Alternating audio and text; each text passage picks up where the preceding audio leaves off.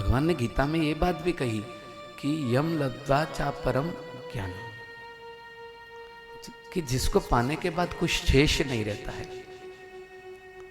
आपको पता है विष्णु भगवान जो है ना शेष नाग के ऊपर सोते हैं, इसलिए कि संसार में प्रलय आ जाए, कुछ नहीं बचे। आधि देविक आधि भौतिक आध्यात्मिक त्रिविध तापों से संतप्त होकर आप हजारों बार जन्मों बार बार मरो, फिर भी कोई न कोई शेष रहता है। इसलिए भगवान जो है वो शेष के ऊपर बैठे हैं कि सब चला जाए ना फिर भी कुछ बचता है, इसलिए भगवान शेष पे सोए हैं। तो आपके पास भी ऐसा परमात्मा को, ईश्वर को, प्रकृति को उल्हाम ना मत दो कि मेरे पास तो ये नहीं है, जो शेष है ना उस पे ही सो जाइए,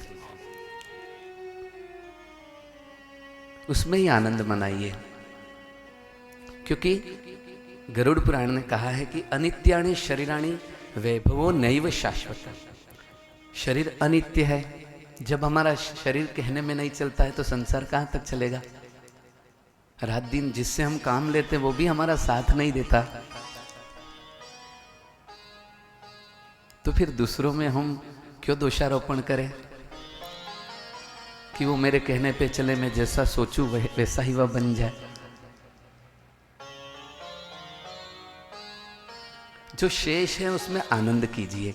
परमात्मा भगवान नारायण सोए हैं शेष नाग की शैया के ऊपर, लेकिन शेष है उसमें आनंद में है। और ऐसी स्थिति में भी परमात्मा के हृदय में से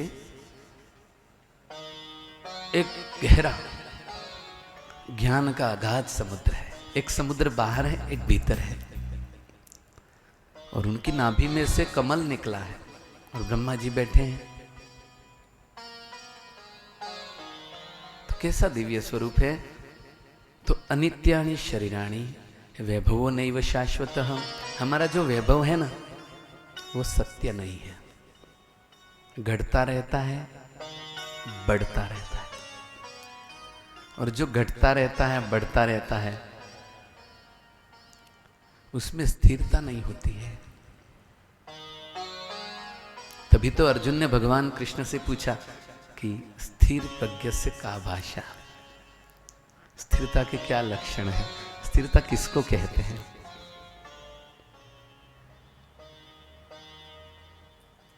जिस प्रकार पानी में एकदम मलिन जल है, अंदर कोई हीरे पड़े हैं और आपको देखने हैं, तो क्या आप ऊपर से उसको देख पाओगे।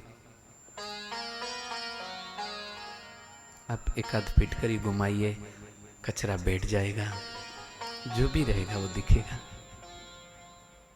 तो हमें कहीं दौड़ना नहीं है कुछ लेने के लिए, हमें जो कचरा है ना उसको बिठा देना है। सत्वगुण को उजागर करना है, रजोगुण और तमोगुण से बाहर आना, उसको बैठा देना है। बैठ, जैसे ही सत्वगुण बढ़ जाएगा अपने आप को देखने लगोगे, किसी में दोष बुद्धि होगी नहीं।